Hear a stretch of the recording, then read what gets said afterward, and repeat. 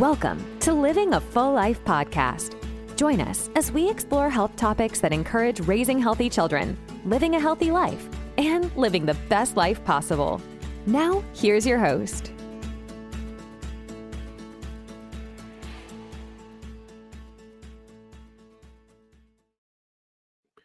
Hey everyone, welcome to another episode of Living a Full Life. I'm Dr. Enrico Dolcecore, and this week we're talking about eating your vegetables. I lost half of you right there. You switched podcasts. No, don't listen to this one. This one's really important.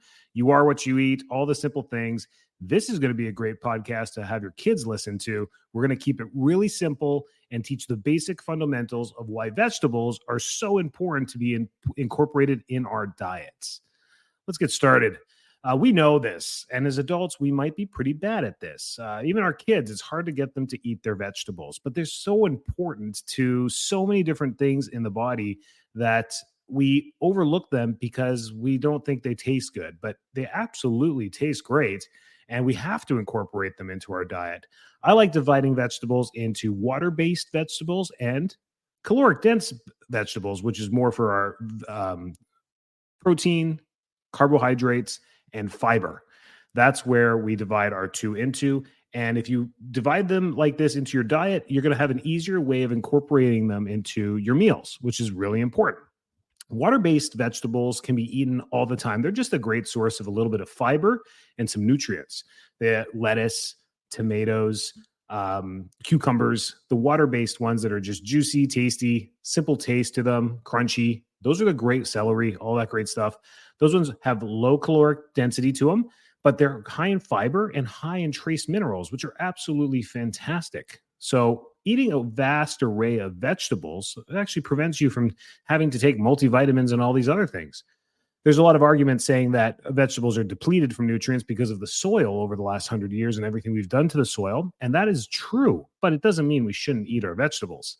Sometimes I think these things are said to manipulate the way we eat and to have control over what we eat. So the food processing companies have, they're not evil. What they've done is they tried to make food attainable and sustainable for everyone by giving them longer shelf lives, by making them easier to package, by simplifying the process, lasting longer. All these things are important because having fresh vegetables and fruits all the time for 4 billion people, 6 billion people, 8 billion people on the earth now becomes a vast project. So I think that's not a source of evil. I think what's happened is because of highly processed foods and that attainability of trying to sustain the populations of each nation, what has happened is processed foods are pretty bland. And what they end up adding to them is high fructose corn syrups, sugars, and high dense sugars to make them taste reasonable. And what they've done through the research is to find out what is palatable for most people and what gets them to buy more of the product. So they'll manipulate the sugar a little bit, they'll manipulate the salt a little bit, the crunch, the fry, the processing, everything, every little thing. And this research has gone on for many, many years. So we've got this highly evolved processed food conundrum that we're in of low density nutrition in it and really bad stuff that comes with it. So the whole point of this podcast is we have to gravitate as far away as possible from processed foods and really encompass vegetables into our diet as the foundation to the food groups that we eat. Doesn't mean you have to eat like a cow and have, eat grass all day, but your fundamental staple in your diet should be protein and vegetable. That's really what you need to be focusing on every plate and every meal, even when you pack your kids' school lunches. Those little things are just adding carrots to their lunch. You're winning, mom and dad. That's fantastic. Like just putting in that side of something, sliced up celery, a little bit of carrot, sliced up apples, whatever it may be. We want to put our vegetables and especially our fruits in there, and we'll get through all that. But today's podcast is about veggies, water-based veggies and fiber-based veggies. So this is where we want to focus. It's going to play I'm going to wrap this all up at the end and tell you how it starts to develop a really healthy gut and very healthy digestive system processes for the rest of your life. Eating a vast majority or a vast array of vegetables builds your gut flora and builds a really great process of absorption and waste production in the body and excreting that waste. So that's where vegetables play their big role. So I got 5 big tips for you on this podcast on what to do with vegetables. So we talked about nutrition and nutrient density. Vegetables are packed with essential vitamins, minerals, antioxidants, and they're vital for everything in the body, every process in the body. They provide nutrients such as the vitamins, vitamin C, vitamin A, potassium, folate, and fiber, especially fiber, which are essential for various bodily functions. This is really important. They're just packed with everything we need. And every vegetable has its own density of certain things, which is really cool, which gives them their colors. So certain types of vitamins, like vitamin A, for example, gives us the reds and oranges. You see that a lot in vegetables that are bright orange or red. They have a lot of vitamin A in them. And then other ones with vitamin C and other ones with high mineral content will show a lot more green, like a dark green color because of the metals that are in them. That's very cool how nature dispenses the soil nutrients into the vegetation that we have across the earth, which is very, very cool stuff. So that's why we say eat the colors of the rainbow, eat all that. It's really important. The density of our food should be green. Honestly, when it comes to vegetables, we want those minerals. That's the base of this. This is what keeps us from being depleted, keeps us hydrated, and keeps us sustained. So that's the big thing there. So start with greens and work your way up. Great rule number 1. Number 2, the big thing about vegetables is disease prevention. Believe it or not, the research is now sound tight on this, that the high vegetarian diet or high vegetable diet is rich in all the things that help prevent the major diseases. So a rich diet in vegetables has been linked to lower risk of chronic diseases, such as heart disease, stroke, certain types of cancers, and type 2 diabetes. The antioxidants and the phytochemicals found in vegetables help protect cells from damage and reduce inflammation in the body. They play such a huge role. We're meant to eat our veggies. Let's be honest with that. We might touch a little bit onto why vegetables may upset our digestion in a little moment here, but let's keep going through these points. They prevent disease. It's so important.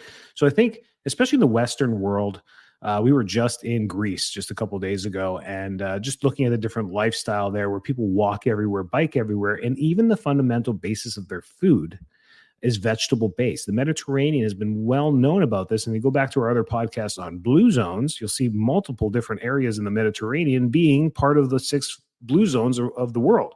And that's because of many different things, but their diet is vegetable based. They do eat meat and seeds and all the other things, but vegetables is what they do, and they do them so well. You eat them, they just taste so good. They'll cook zucchini or eggplant or all these other types of veggies in a tomato base. It's like veggies cooked with veggies. I'm like, and it tastes so good. And they do a great job. Here, we don't know what to do with our vegetables. We walk through the produce section, we bring home some kale, some cucumber, some tomatoes, and some potatoes, and the potatoes taste good. But everything else, we chop them up and we eat them raw, and we wonder why they don't taste good. You got to spice it up a little bit for sure. So cooking makes things so much better. And I think that's what the Mediterranean does well, is they spend a lot of time in the kitchen. Home cooked meals play a big role. And here in North America, we use this as a scapegoat, saying we don't have time for this. What the truth is we don't make time for this. We've got our values inversed. We're chasing money, we're chasing things, and we're putting aside things like cooking, spending time with the family. We're spending way too much time on our cell phones and our screens, and the values are inversed. What are we doing on our screens all the time? What are we doing racing and chasing and keeping up with the Joneses when we put the kitchen aside, we put the shopping aside, we put the home-cooked meals aside, we put the dinner table aside, where we're supposed to be spending time with the family and communion together? Like, that's the whole point of social aspects, and the blue zones all come together with that as well, about social bonding and being around a table and being around a community is so good for our mental health. I think I got a little bit sidetracked there, but that is where food is the play. It's a centerpiece to our life, and it's been like that since the beginning of human history. So we need to go back to those fundamentals. So disease prevention. Number 3, weight management. If you've had trouble maintaining weight and you have ups and downs, it's because your vegetable content's too low. Vegetables are low in calories and high in fiber. So making them an excellent choice for weight management. They sustain you. You can eat them all day and gain no weight. They help you feel full and satisfied while providing essential nutrients, which can aid in controlling appetite and preventing overeating. The appetite now in the new literature shows that it's really, we get hungry because we're depleted in something. Our body's craving something, and it's usually minerals. So we get this hunger and we eat, or we go grab something quick, starchy, carbohydrate processed food. We eat it, and a few moments later, we're still hungry. It's because there was nothing sustainable from that. There was no minerals or nutrients in that. So our body stays hungry. And that's the problem with the processed food industry, is they high caloric, low nutrient foods. We eat them, they're high caloric. So we'll gain weight if we eat them, and we still feel hungry. That is really the biggest thing. In a previous podcast about the gut, we talked about, snacking. I said, there's no word for snack anywhere else in the world. We were just in Greece, like I said, and there was a commercial that came up. I think it was for chips or something. And they had to use the English word. They're like, snacks. There's the Greek. Πάμε στο supermarket, και θα φάμε snacks, πάρε snacks. And then this whole commercial was about, and they said snacks because there was no word for it in Greek, or, so it's something that's come up in the Western world.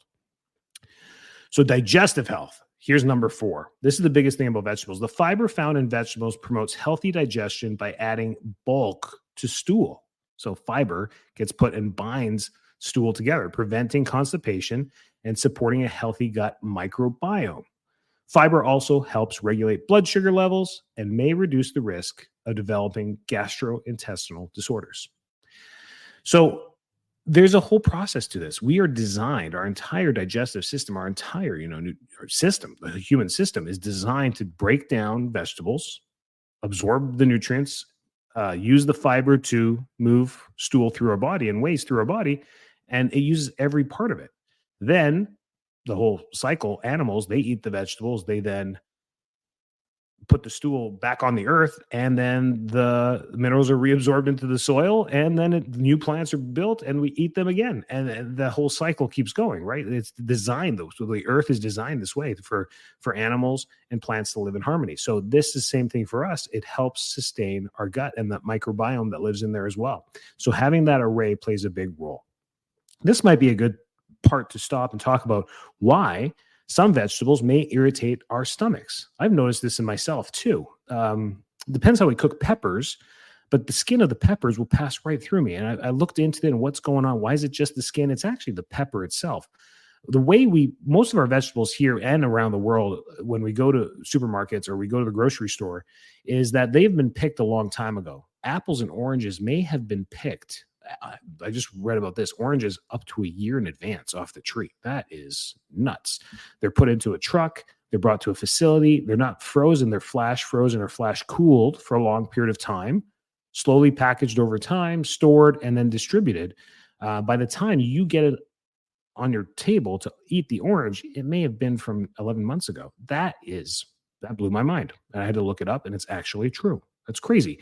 So, and then there's other processes of spraying waxes and other things on top of the vegetables and the fruits to maintain them for a longer period of time, again, for distribution. So my theory is these waxes and things that we put on top may interfere with digestion. That's 1. 2, certain vegetables are just processed differently because of our microbiome. It's not the vegetable's fault. It's our microbiome in our gut doesn't know how to break down the certain amino acid chain that's in there or the carbohydrate chain that's in there to digest it properly. So it's left pretty much intact. You may see this with pepper skins, tomato skins, corn, other things that just pass through our system. It's because we truly don't have the right microbiome to break down that particular chain of carbohydrate or fiber or whatever it may be, or the amino acid chain that's in there. Research is still being done on this to see why that's being done. Not much money is being put into that research because it's not going to make anybody any major money. So that's why we don't know, but that's where it is with that. So that's my theory on digestive health and vegetables and why sometimes it may irritate our stomachs. But if that's happening, you put that on the no-no list, right? Because you just know it hurts your tummy. You put those vegetables on the no-no list. And in the meantime, you help repair your microbiome.